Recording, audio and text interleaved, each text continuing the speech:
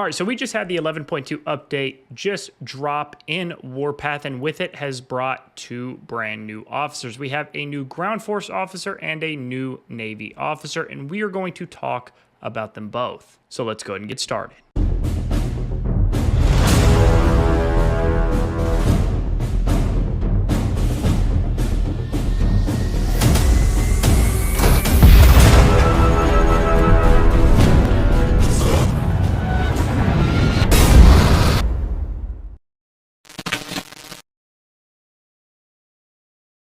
Welcome back. I hope you are all doing wonderful. I hope life is going well for each and every one of you.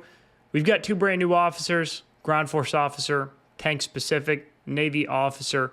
We're going to talk about them both in this video. Before we get going, if you enjoyed this video and want to continue to see more videos covering the latest and greatest updates, news, and action across Warpath, make sure you like this video and subscribe to the channel. Now let's go ahead and jump in and take a look at the 2 brand new officers. The first officer we are going to take a look at is going to be the brand new ground force officer, tank specific officer, Iron Cavalier. He is basically, at least based on the skill descriptions here, he is essentially like a Felon 2.0, an upgraded Felon.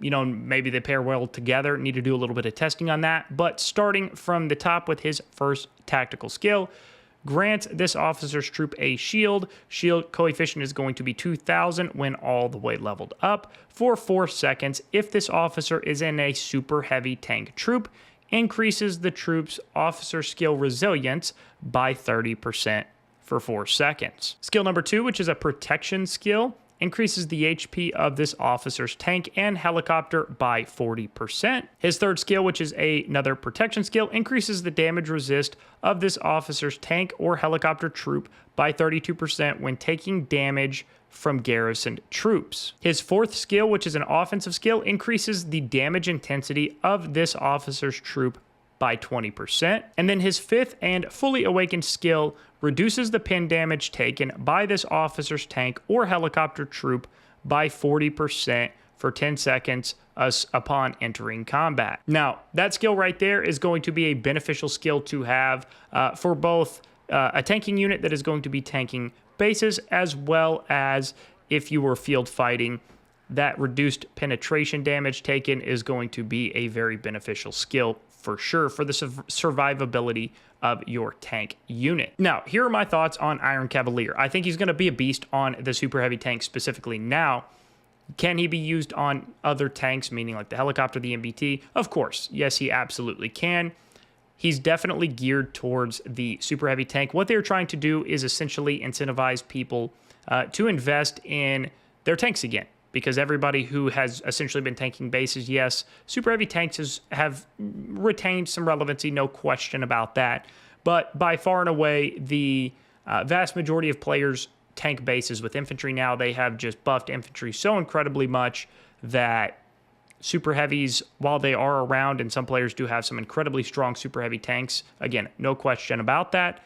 The super heavies kind of fall into the wayside in terms of how dependable and widely used it is as a sponge unit. This is going to more than likely change that, and it's going to redirect people's focus probably back to the super heavy tank as the kind of primary sponging unit. Again, haven't used him yet, haven't even leveled him up yet, but I'm sure he's going to pair well with like a Felon, but we'll have to wait and see. My thoughts on him though, without doing any early testing or anything like that, if you have a super heavy and you do find yourself either doing a base-to-base style fighting, or if you enjoy or tend to find yourself at least running army groups that you are starting attacks on bases with, I think Iron Cavalier is a good investment. If you are primarily just a field fighting, whether it's MBT, heli, light tank, a combination of all of it, and you don't really intend on attacking bases a whole lot, you know, maybe he is not going to be the most crucial investment that you're going to need to make. Jumping now over into our Navy officers, we have Surf Strider. He is a versatile Navy officer. Starting with his first skill, his tactical skill, Grants this officer's warship a shield. Shield coefficient is going to be 2250 for 4 seconds when fully maxed out. His second skill, which is going to be a protection skill, increases the HP of this officer's troop by 40%. His third skill, again another protection skill, increases the officer's skill resilience of this officer's troop by 30%. And then his fourth passive skill, which is an offensive skill, increases the damage intensity of this officer's troop by 20%. And then last but not least, his fully awakened skill.